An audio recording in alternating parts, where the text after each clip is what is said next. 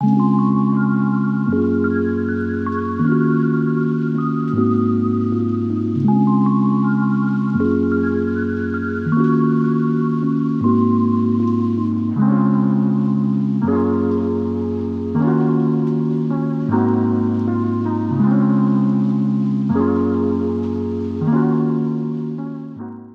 to Crushgasm, the podcast dedicated to the highs and lows of crushes, from their first to their worst. We're going to cover them all with a cascade of characters, including our guest today, someone who is always armed with a pen, Joni B, a mother, author, teacher, and connector who is here to talk not only about her humorous and helpful publications, but also her crush that's fittingly on another writer, Mindy Kaling, the writer behind not only her own series, The Mindy Project and Never Have I Ever, but also a lot of the most iconic episodes of The Office.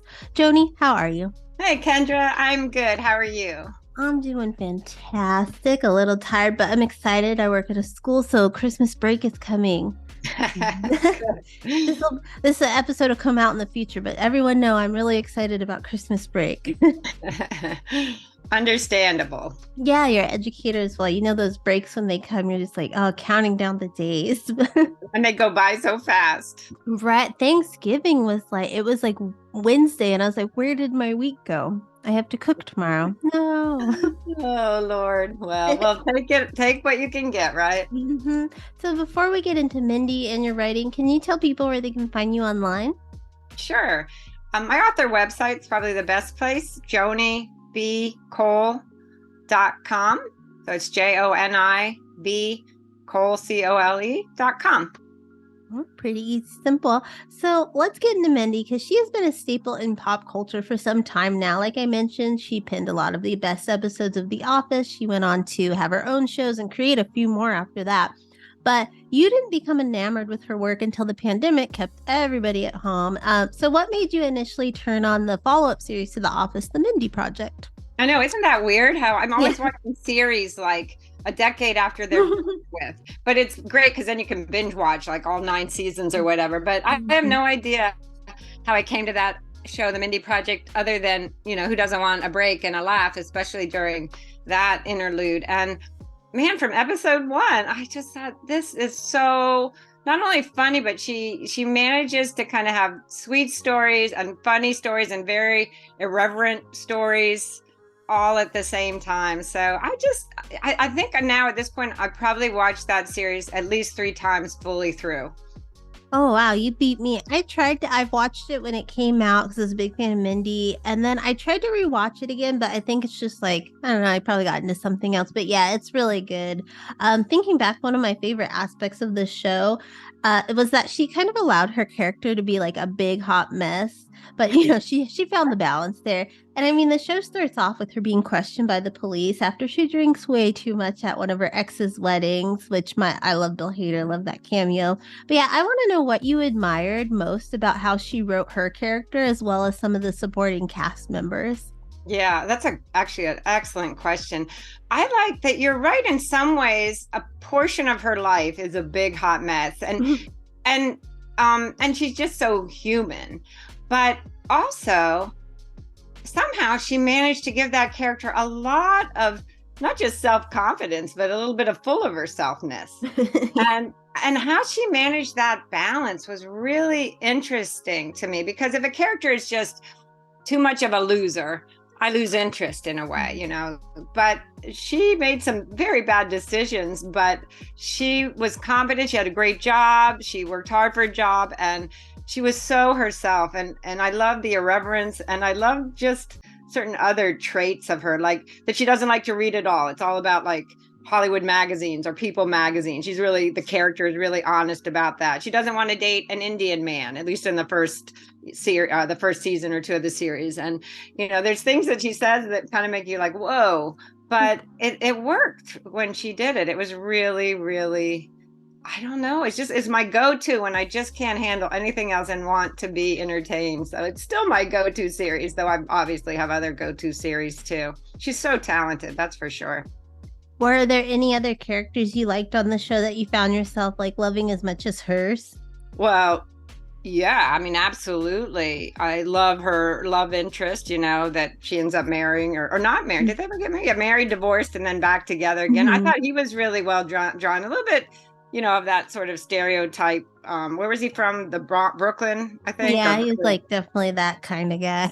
Yeah, but and I love the way she handles him because of course he's definitely sexist and he thinks he's right and yet there's another side to characters depth as well. So it's just really, yeah, he was really well done. And the other OBGYN, the British guy, he just made me laugh. And that was interesting because when you watch a series like 3 or 4 times, you begin to see things you wouldn't notice. And they really changed his character early on. They did a pivot because he was sort of a Lothario, ladies' man and sleeping with everyone. And then I don't know what episode it was, but pretty quickly he became more the character he was the rest of the run of the series, which was a much more interesting character. A little bit of it, afraid of his dad back in England, and while he's very good looking, a little unsure of himself, and just I don't know. They did a really good job with him too. I don't think there's a character that I didn't like. Yeah, she brought in a lot of good side characters, which I think helps. And I like that, because Mindy Kaling's so connected, she was able to bring a lot of good cameos in as her like romantic interest over this season, over the years.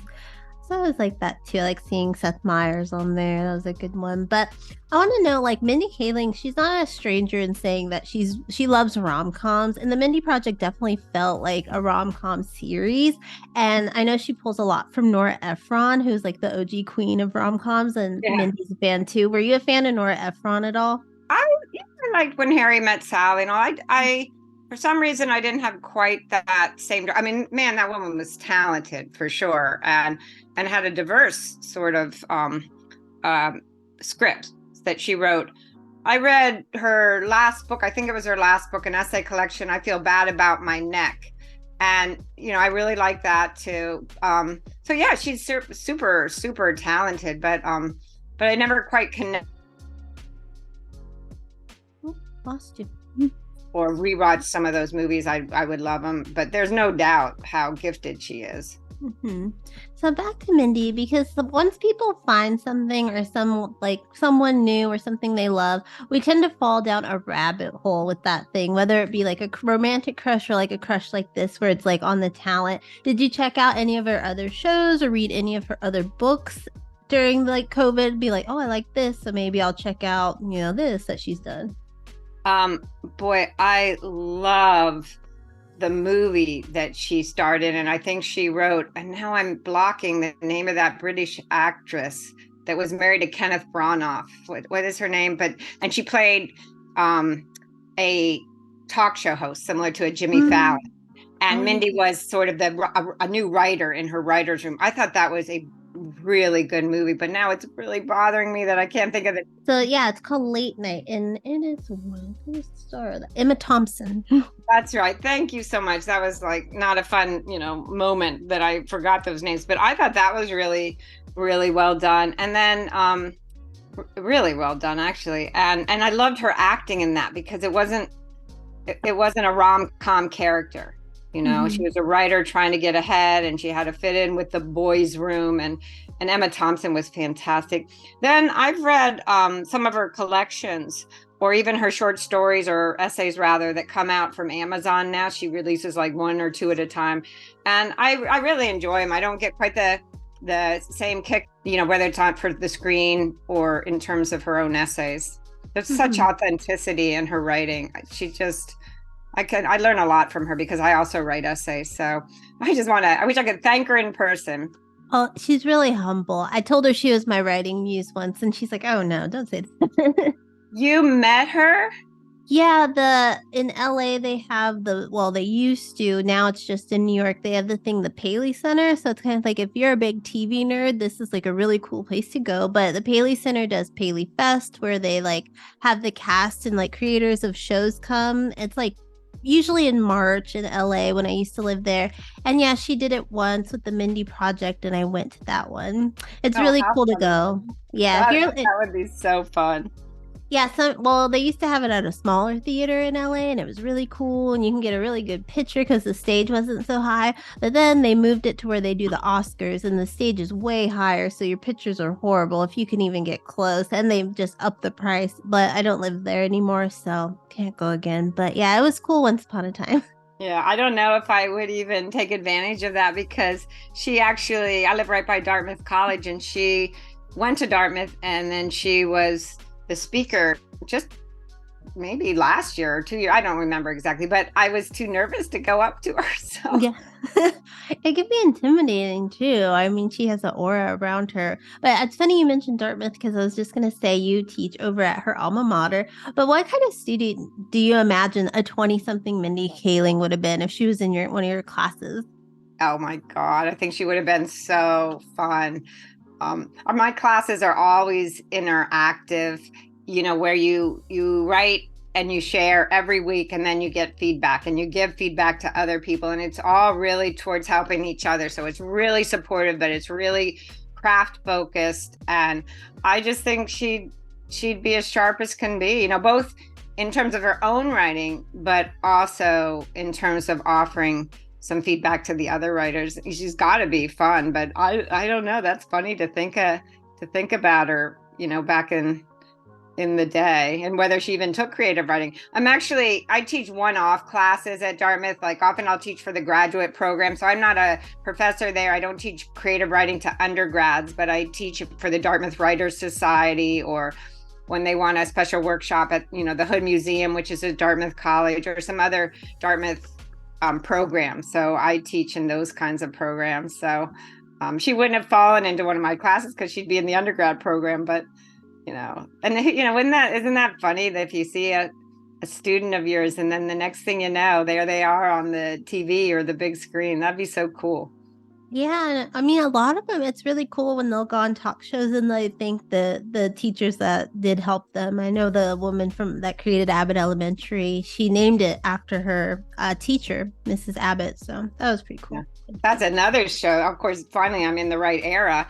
I'm watching the show as it's airing, but that's another show I think is done so well. It actually has great similarity to the Mindy Project in that, of course, it's a little farcical, a little over the top, and yet there's still that authenticity. These feel like real people. So it manages that super entertaining factor, but it's also where they're not just constantly joking. They're not just comic characters. So that also achieves that really neat balance. Mm-hmm. So I think Ted Lasso kind of does that too, I don't have that is like the one streaming service I do not have is Apple, so I don't know the hype around Ted Lasso. I hear it's great. I hope to one day like get to see it somehow. Maybe someone will give me a password. I share with them, share with me, But no one I know has Apple. Yeah, it's really worth it, not just because I think it's a brilliant show and so do so many other people, but because it's so uplifting.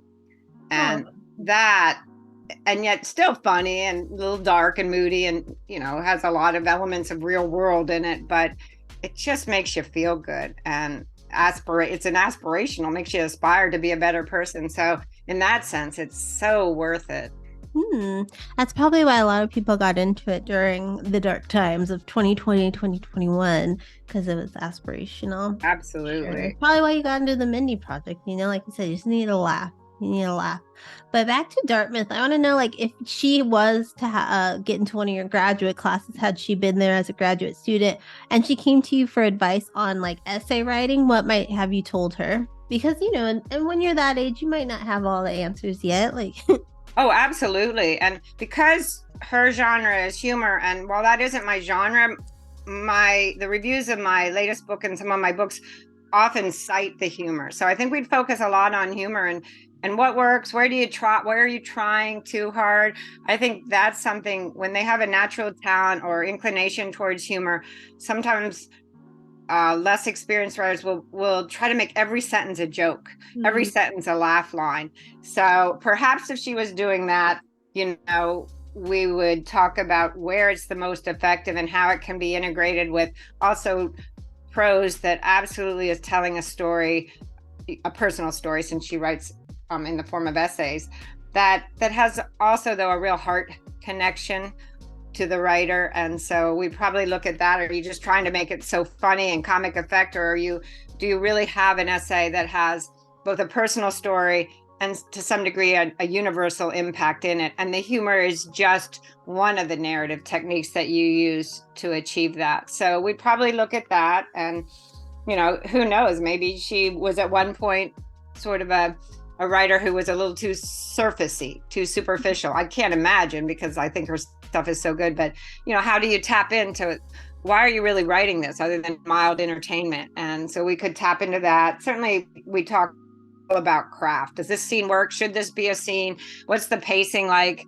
Did you start in the right place? Did you end in the right place? Did you get to the what it's about, where you tell a great story, a personal story, but where's that shift in the narrator's mental landscape? How has she evolved or switched a little? And often that's a little light, because the writer herself might not quite get why she's writing that material. It was just a story that wouldn't leave her and kept nagging at her. And so we would certainly look at, and what did that story mean to you? Why are you telling it? So all the issues that go into powerful writing, essay writing, from the structure of what often makes a powerful essay to connecting to that real authentic feeling in the story you're sharing, since it is a personal story, and then making sure that there's a form and a structure and a flow that allows the reader to share in that same, I'll use this overused word, but that same journey that the essay conveys. So who knows if she need any of that teaching, but that's the type of stuff we look at in essay writing. Well, you mentioned tapping into something else, and I want to tap into another aspect of your crush of her, because I thought it was sweet and interesting that you connected with her on another level aside from the writing, and that was her relationship with BJ Novak. And for those that don't know, he was a fellow office writer and actor, and they dated once upon a time, but not together anymore, but remained best friends. But you had your own sort of BJ named Jeff, which I was sorry to hear that he has since passed, but can you tell us a little more about you and Jeff's friendship, and in hindsight, why Mindy and BJ reminded you of your college best friend? Oh, yeah. I don't know if they were inseparable, but it seems like they had a close relationship right from the very beginning, and then one that morphed into a deep, deep friendship. And I think because they're both so creative, they're both writers, it had to have fueled them. I think writing is a very solitary act, but if you have someone like that, you can bounce stuff off, or you make them laugh, even if you're not funny. Or they're there to listen, or, they just admire you because they're willing to hang out with you so much. They must like a lot about you. And that strikes me as what Mindy and BJ's relationship is. And similarly, I had a friend in college and, and another decade or so after that, named Jeff, who we were the same way, took the creative writing classes together, spent all our time together. I went to school in Western Pennsylvania. We would go to Pittsburgh and spend weekends dancing, at the clubs together. And so he really was, the main thing, besides loving everything about him, was I just never laughed so hard with anyone as I did with him, constantly. And it was like the kind of laughing that annoys everybody else. Oh. Doing purposely. But when two people are so kind of full of themselves and into each other, not as boyfriend, girlfriend, this was always friendship, but it's just, everything was so funny. And then, of course, on top of that, we would try to make each other laugh. So, boy, that kind of, I was going to say friendship, but it's also funship, is pretty rare. And God, he was just so funny. I don't even know why he was so funny. I think we just kind of fed into it or something. But yeah, he was a great guy, really great guy. Do you think he would have enjoyed the Mindy Project? Yes, but I think if we watched it together, we would have had more fun. He stayed out in Pittsburgh, and since then I went to Minneapolis and Philadelphia, and now Vermont. I live in Vermont now, but oh goodness, absolutely. So I also think it's interesting about what I think it's interesting about having a crush in any regard is being invested in what they're doing.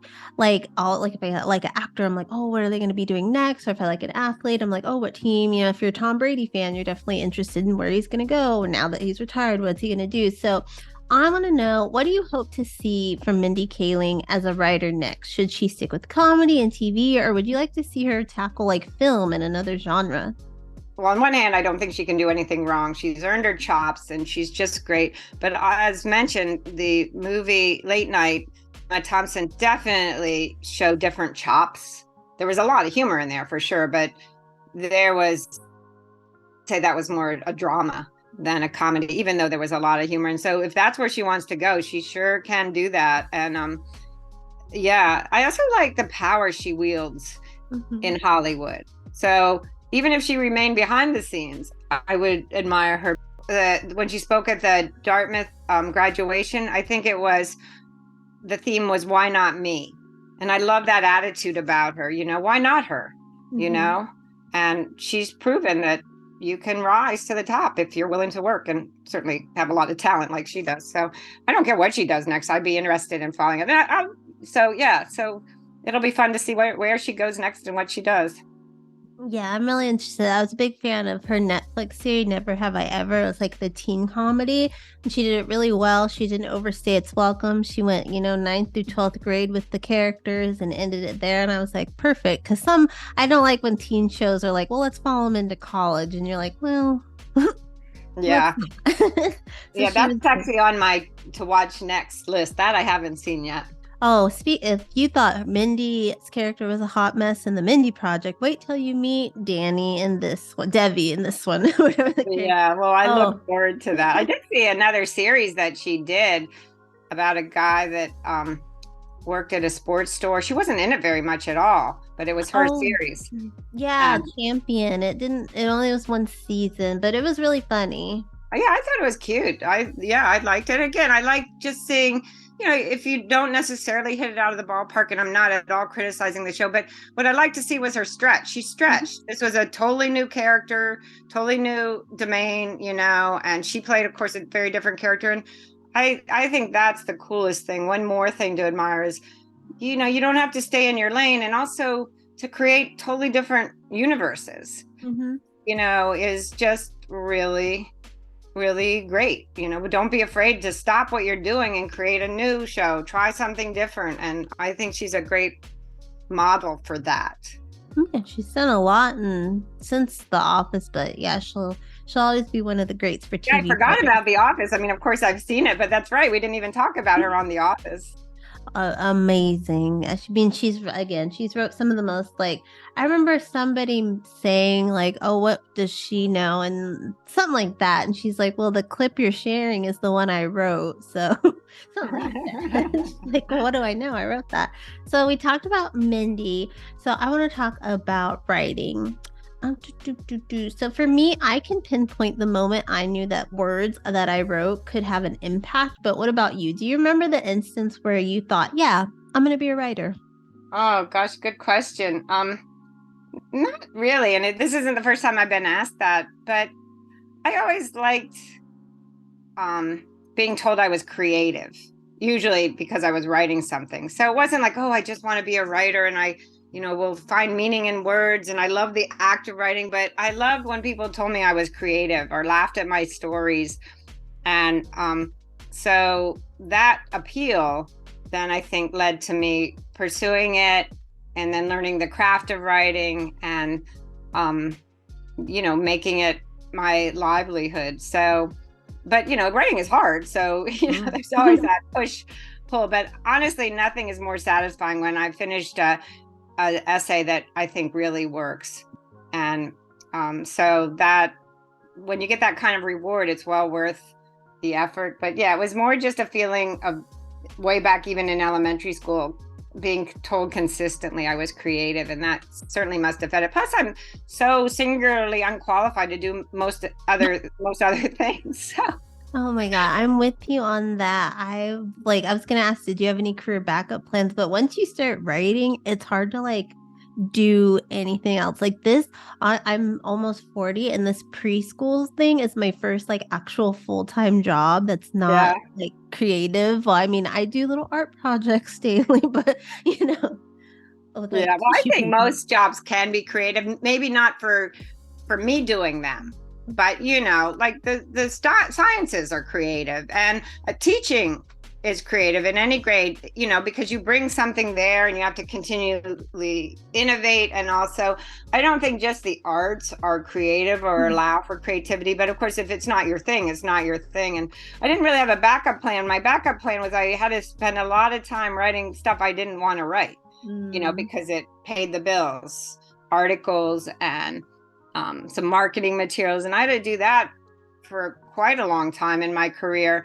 to support myself. And then also, even while I was creative writing and even selling some books at that point, I still needed that kind of cash flow and income that came from freelance writing. But yeah, that was my big dues, was writing an awful lot of brochures and headlines and copy, things like that. But I got something out of it for sure, and learned a lot and learned discipline, and certainly learned to pay attention to language and write to a deadline and write to a word count. But I can't say it rocked my world. Well, all of that led to you writing a book on how to write. It's called Good Naked. And when it came time to write that, did you think of all the advice you'd got, or more importantly, wish that you had gotten when you were starting out? When I wrote Good Naked, most of the inspiration came from I've been teaching for like 20 years, teaching creative writing workshops to adults, whether in my community or online or whatever. So like 20 years of teaching and learning from every single participant in those workshops gave me this mass of both how to teach creative writing or to inspire people who want to do creative writing, but also much of my understanding of how to do that, how writers thrive, how writers get in their own way, things that writers overlook. Much of that came from being in those workshops for all those years with, the writers taking my class, or the aspiring authors taking my class. And often they taught me as much from either their successes and mistakes, but taught me much about writers' mindsets, taught me how to teach craft. So all that experience went into that first book. I wrote 2 books for writers, but that first book, Good Naked, which is one of the chapters is called Good Naked. And there's a real reason it's called that. It has to do with when and how we should share our drafts to help us write more, write better, and be happier. Because a lot of people hold on to their drafts because they're nervous, or people are going to hate it, or it's not perfect. And so that chapter specifically deals with sharing your drafts, often in a safe space early rather than later, can so inspire the creative process. So that's where that title came from. But yeah, it's that all that teaching, I just felt like, wow, I think I get this. I get how to teach creative writing. Even more so, I know how to motivate and help people get out of their way who want to write. And so that's what went into that book. And I hope it's inspirational. And it's another book that got touted for its humor, which is fairly rare in writing books, guides for writers. But I felt that a lot of storytelling in those chapters to give examples, and then humor just comes naturally through my storytelling, helped to convey the messages that I wanted to convey. So I think it's fun when people say how funny Good Naked is, but it's a very serious intent, which is, if you want to write Good Naked, which is then subtitled How to Write More, Write Better, and Be Happier, is very much a book that I hope helps you to sit down and write and feel confident and do just what the subhead promises: write more, write better, and be happier. Mm-hmm. And then you switched gears. You dropped Party Like It's 2044, which isn't that far away when you think about it. You dropped that in September 2023, and that one centered more on essays. Did binge watching the Mindy Project and getting into Mindy Kaling help you inspire any of the pieces in that one? That's funny. I'm sure that she was part of the inspiration. I don't connect it with watching that show or reading her essays and thinking, hey, I can do that. But certainly as I was writing this book, I was reading essay collections that I liked. And so I'm sure I read several of her essays at the time. It's one thing to be inspired by other writers, which I probably was inspired by her. But, the only way that I can write anyway is in my own voice, especially in the personal essay genre. So I think maybe the biggest inspiration I get from other essayists isn't exactly how they write, but when I see they tell these quote little stories, maybe just about going to a party or feeling insecure or going to the grocery store, which are the subject, of certain essays by my favorite authors. They make something very meaningful out of it. And because mine are attempting to do the same thing, I don't have big stories, like I went skydiving or I took a trip around the world. The story might seem small, but something I know from that happened in that experience was meaningful. And that's why it became a personal essay. See other people do that, to make something out of a moment that might seem small, but for them it wasn't, and there was a takeaway. That encouraged me. You're doing okay, Joni. You can do the same thing. So I think, sometimes her stories are like that as well. It's not a big event, a big plot, but it's an experience where something came out of it. The author was a little bit changed or shifted, and through her great storytelling, and hopefully, through my storytelling as well, the reader gets it, feels it, is entertained, but even more than that. So I'm sure, there's inspiration everywhere. And since I like her so much, I'm sure somehow she worked her way into my psyche and inspired Party Like It's 2044. Well, thinking you're pulling inspiration from everywhere, but going further back, elementary school, Joni, what do you think set the foundation for your storytelling ability? Were you watching a lot of cartoons? Were you watching I don't know, TV, movies, reading a lot? Were you a bookworm? What was going on there? Yeah, I think it was more the latter, a bookworm. Certainly I watched a lot of TV, but I think it was more starting with the Nancy Drew mysteries, just loving storytelling and loving being in a good book. And there was, I can remember I forget the titles, but some books, for example, in fifth grade, I loved reading those biographies like of Abigail Adams or other famous women in history, Clara Barton. And man, I love those. And I'm sure that foundation of reading and getting so lost in books has to feed a writer's ambitions to some degree. So yeah, there's obviously a connection between reading and writing. And so yeah, I certainly love to read from the time I could read. Yeah, I'm noticing that with the pre-K kids. If you don't spawn it now, I don't know how much you're gonna want to read when you get older. You have to just introduce a kid to a book. I had a lot. That's why I noticed too that I think I learned to read because my dad sat me down with books all the time, and I watched Wheel of Fortune and saw all the letters. And so I always think so cute. That is great. I always thought the answer was the thing on the bottom, it's before and after. Wasn't that smart to connect that part, but I knew there were letters coming on the screen, but I was always like, the answer's right there.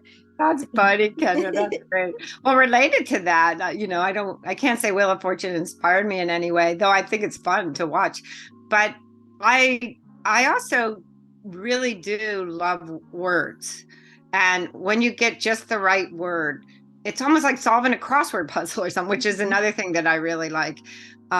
So I think that affinity too, just for words and word choices, in addition to reading, in addition to liking the feeling when people said I'm creative, and now with the new books, liking the feeling when people say I'm funny, or when they write and say a story moved them. That's such a huge payoff, to get to play with words, to get feedback on your writing, to get some nice reviews of your writing, that it's well worth the work that goes into writing. So it's just really, and the other thing is, in the personal essay genre, you're learning about yourself, and it has to get bigger than that in the essay. I don't mean size wise bigger, but it can't just be then I did this and then I did this and then I felt sad. It's so far from that, but you are exploring your own personal experiences, particularly ones that for whatever reason, no matter how small, had some kind of what was that? Why do I feel this way? Why do I keep thinking about that little event? And man, that's healthy. So that's a bonus when you write personal essays. It's therapeutic, I always say, when you get to write about yourself and life and all that. Yeah, absolutely. And again, the challenge of an essayist, it's got to go so far beyond yourself in terms of Mhm. what it means and communicates to people that are not yourself, but it's still a true benefit because you're exploring something and what your perspective was or why it affected you. And the word essay means to try. So a lot of times the writing process is you're just trying to figure out, why did I do that? Why do I feel that way? Why does this story keep asserting itself? And in that trying to figure out why, you do get some enlightenment in yourself and you get a pretty good story out of it if you craft your way towards it. Speaking of asking yourself questions, on top of everything you do, the teaching, the writing, you host a podcast called Author Can I Ask You? I want to know what spawned that idea in your head where you're like, let me do something else. Let me add more to my plate. Was I crazy or what? Because, in the span of basically 3 years, I revised and expanded Good Naked. And to allow a book to be called Revised and Expanded, you really need a lot of new material. There's sort of a bar. So I had to, expand that. And then I got a contract for Party Like It's 2044. And then I did the same thing with my other writing guide, Toxic Feedback, helping writers survive and thrive. And I got a contract to expand and revise that edition. So it honestly felt like I wrote 3 books or maybe 2.5 books in a way. Party Like It's 2044 was from scratch. But so to add a podcast to the mix is just, I think, a symptom of insanity. But it was fun. And particularly we'd been so isolated, and it was a fun way to have an excuse to reach out to any author that I admire and say, hey, will you talk to me? And it was both to talk about their book to some degree, if they had a new book out, but fairly quickly, I like to then get to just questions they're not usually asked, a little bit about their writing lives or their creator lives, but other questions too, maybe related to the material in the book. And so the Author Can I Ask You was sort of an excuse to connect. Like, I would love to have Mindy Kaling on the show and not just talk about their book so they could promote it, which I made sure that we honored that a little bit and people were well aware of their title, and particularly if it was a new title at the time. But so it was just an excuse to get to talk to cool people. And I was so surprised because from the beginning, most often they said yes. And then pretty soon their publicists started reaching out to me. I'm like, oh, really? So that's pretty cool. That's cool. You're just like, I want to talk to you. You need to get R.L. Stine, the guy behind Goosebumps, because that's an author I would love to talk to as well. Oh, well, then you should invite him on for sure. But I'd be yeah, so it is kind of neat. But what was also funny was sometimes the authors with the smaller books or whatever ended up being, in my opinion, the most interesting episodes.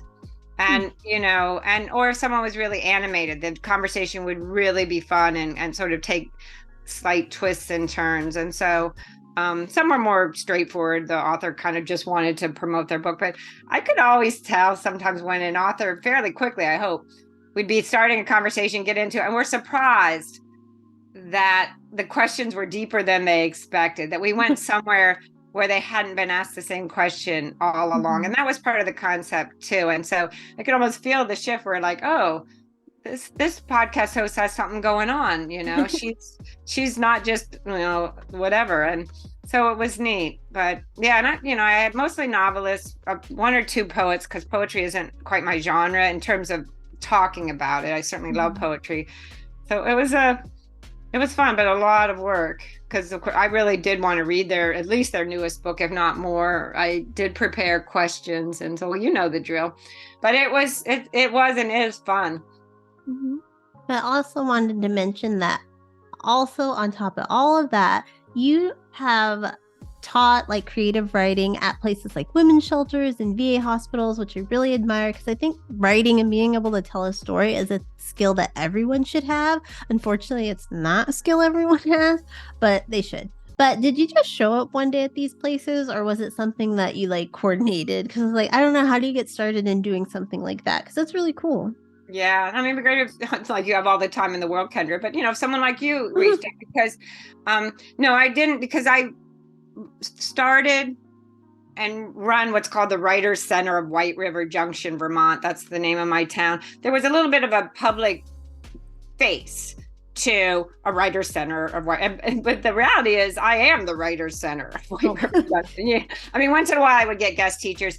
And now since COVID, there actually isn't even a physical space, because after we had to go online, my class is just mushroom. And I teach people all over the country, and even like in Europe, people find these workshops. How they do that, I have no idea. So, but because I had that kind of public face, when somebody wanted some kind of writing program, they often would find me. And so, and those things are such gifts to me, because most of the people that come to my workshops, or when I teach at Dartmouth or at writing conferences, those are people who really want to be writers or are writers, and know the benefit of workshops and of conferences. But often in these groups, we would bring in people who writing wasn't necessarily their goal or their ambition, but this community. And it was always based on sort of, I'd throw out a prompt and then they'd write to that writing exercise or prompt, and then we'd talk about it. So it brought in people from the fold who would never take my workshops, or most of them wouldn't, because that's not quite their big or end goal. But it brought writing to them. And more than anything, because I didn't push craft the way I do in my own writing classes, but what became so beneficial for them and for me was it did dignify and reassure people that you have really important stories in you. You are interesting, and people, outsiders, care about your story. So it allowed them to kind of capture their own moments or stories. And we weren't looking at, how it might be improved by revision or whatever. We were just honoring those stories. And by sharing them out loud, I think they got, and so did I, real validation.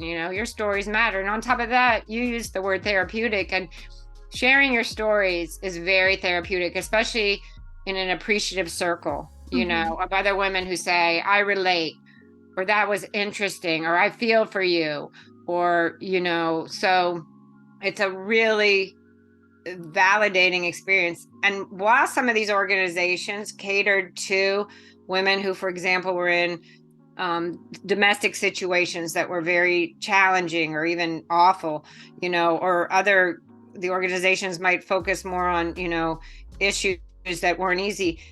When we were in writing group, you wouldn't believe how much we laughed, because somehow it was freeing to tell these stories, to share them. And so it was weirdly really uplifting, these groups. So so the VA and WISE, AmeriCorps, trying to think of other places I taught, and I really find it a joy and almost kind of a fun change of pace, that I don't have to focus those workshops on teaching craft.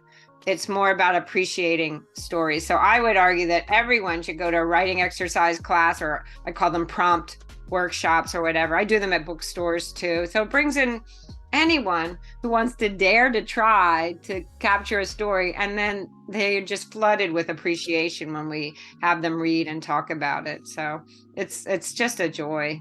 Well, if I have some time, I would love to do one around here, maybe with like local students or something, because I know these kids have a lot of stories, and kids nowadays, there's so much anxiety built up in them.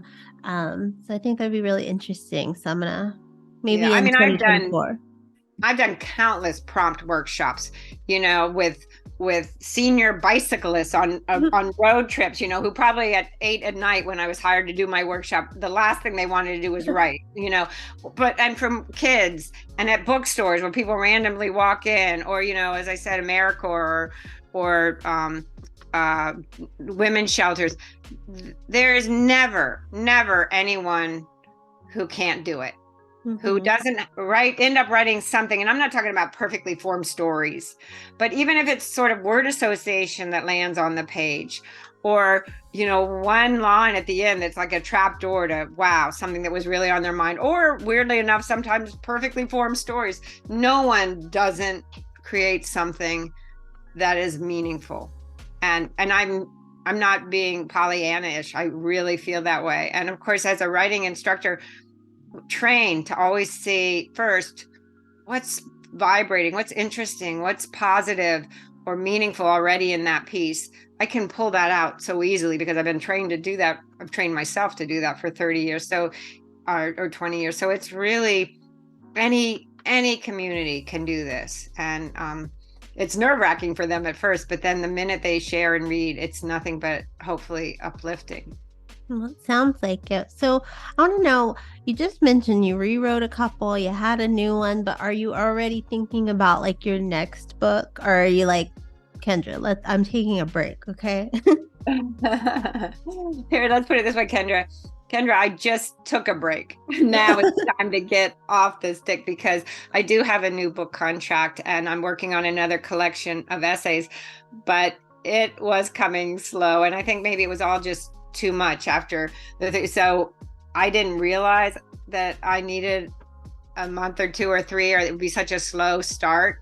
I thought, oh, you're going to be on fire. You just, finished a previous book, but it was quite the opposite. But lately in the past week or two, and of course I kept at it, but it just wasn't flowing. But in the past week or two, I actually finally feel like whatever rest I needed or whatever I had to go through, it's starting to dissipate. And as long as I show the same discipline I did with the other books, I'll be just fine. So, and start to really enjoy the process again versus the way it has been the past couple of months. Like, oh my God, I got to write. I've got nothing. So, I mean, that's, I think, a nice message for every writer is sometimes just don't be so hard on yourself. Even when you're not writing, you usually are doing something in your unconscious that's feeding the writing in one way or another. And if you really are looking at that computer and stuck, whether it's for a week or even a month or two, sometimes you need a break and you'll probably come back stronger. That said, procrastination is a thing. And if it's just that, that's a different thing than if you're truly burnt out. So. Yeah, that's good advice. Good advice I need because I have all these ideas in my head and then I'm like, oh, I have like ADD. So I'm like, oh, wait, no. And I'll get back to it. But yeah, but not my lists. I always have to make my list. But before Those we help. go. Yeah, no, those help. Whatever it takes, whatever tricks it takes to make yourself sit at your chair, not be overwhelmed is really important. And overwhelm is one of the biggest things that prevents people from writing. Like if you have so many projects going, or if you sit down, I got to work on my novel. Well, holy cow, what's a novel versus I want to work on this scene today. So any tricks you can employ to skirt that overwhelm that so often comes in writing is, it's part of the writer's job, I think, to do that. For me, what's getting me back into writing is I live next door to a nice cafe and I'm going there at 8 a.m. every day. And I teach at 10, so I have to be back. But in that relatively short amount of time, being in that different environment, somehow it's fed me just sinking into writing a little bit better. So that's a little trick that I'm employing now, at least for the time being. And then after that trick stops working, you got to find another one. I'll have to find some tricks. But before we go, I want to know, can you remind people where they can find you and, your new books and your old books online? All the books to come. Oh, you're so dear. By the way, Kendra, this has been really fun. I loved your questions and getting this chance to chat with you. My website, my author website is www.jonibcole.com. And then there's links to all my books, the writing guides and Party Like It's 2044. And I think links to Amazon and some independent retailer of books. So hopefully some of your readers will check out the books. And if they ever want to reach out to me, my email is on that website. All right. Well, Joni, thank you again for taking the time to talk to me about your writer crush and writing today. And everyone, you can find all that information below. And until next time, as always, keep crushing it. Crushgasm is part of the I Did Not Make These Rankings podcast network, alongside some other pretty cool shows, including An Evening at the Movies, Crime Rewind, Literature Reapers, Love is Black, Masturbators, Men Are the Prize, and The Sip List. You can find all of us and more over at idnmtrpodcastnetwork.com.